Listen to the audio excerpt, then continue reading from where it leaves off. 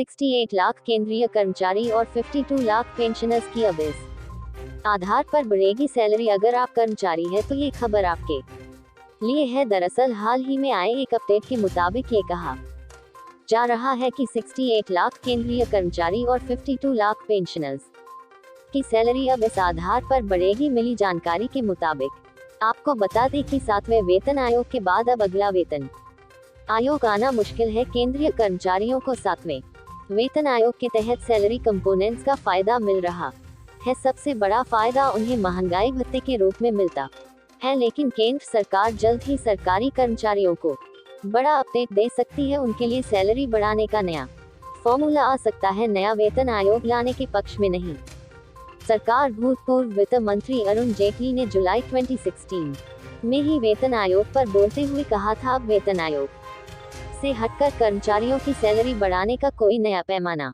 होना चाहिए। वित्त मंत्रालय के सूत्रों के मुताबिक सरकार अब केंद्रीय कर्मचारियों के लिए नया वेतन आयोग लाने के पक्ष में नहीं है। सरकार ऐसी व्यवस्था पर काम कर रही है जिससे कर्मचारियों की सैलरी उनकी परफॉर्मेंस के आधार पर बढ़े। 50% डीए होने पर होगा सैलरी रिविजन। सूत्रों के मुताबिक 7 वेतन आयोग के बाद अब अगला वेतन आयोग आना मुश्किल है। मिली जानकारी के मुताबिक सरकार इस दिशा में काम कर रही है कि 68 लाख केंद्रीय कर्मचारी और 52 लाख पेंशनधारियों के लिए एक ऐसी व्यवस्था बनाई जाए जिसमें 50% से ज्यादा डीए होने पर सैलरी में ऑटोमेटिक रिवीजन हो जाए। इसके लिए ऑटोमेटिक पे रिवीजन सिस्टम बनाया जा सकता है। वहीं कर्मचारियों का भी मानना है कि मौजूदा महंगाई दर को देखते हुए वेतन वृद्धि के लिए साल 2016 से चली आ रही सिफारिशों से उनके लिए गुजारा करना मुश्किल होगा। हालांकि सरकार की तरफ से इस पर अभी अंतिम फैसला लिया जाना है। किन कर्मचारियों को मिलेगी फायदा? वित्त मंत्रालय के एक अधिकारी के मुताबिक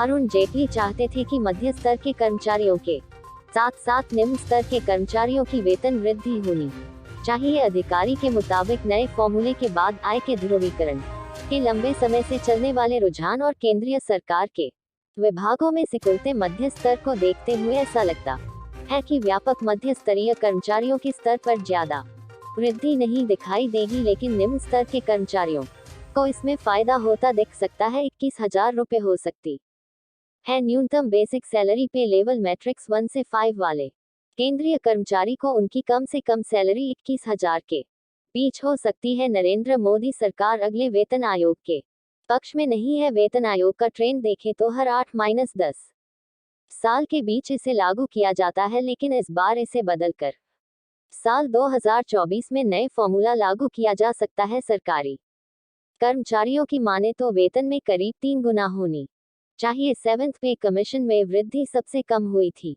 फिटमेंट फैक्टर को लेकर क्या है अपडेट? पिछले कुछ दिनों से मीडिया में इस तरह की खबरें हैं कि सरकार जल्द ही केंद्रीय कर्मचारियों का फिटमेंट फैक्टर बढ़ा सकती है, लेकिन सूत्रों के मुताबिक साल 2022 में फिटमेंट फैक्टर में इजाफा नहीं होगा। सरकार फिलहाल फिटमेंट फैक्टर बढ़ाने के पक्ष में नहीं है। कोविड और महंगाई के चलते इस अतिरिक्त वित्तीय बोझ से स्थितियां गड़बड़ा सकती हैं। सूत्रों की माने तो अब फिटमेंट फैक्टर पर भी फैसला तभी होगा जब सैलरी बढ़ाने का नया फॉर्मूला लाया जाए। उससे पहले किसी भी तरह के कयास लगाना मुश्किल है। सरकार लगातार इस पर काम कर रही है कि कोई ऐसा फॉर्मूला बनाया जाए जिससे समय समय पर सैलरी में इजाफा होता रहे।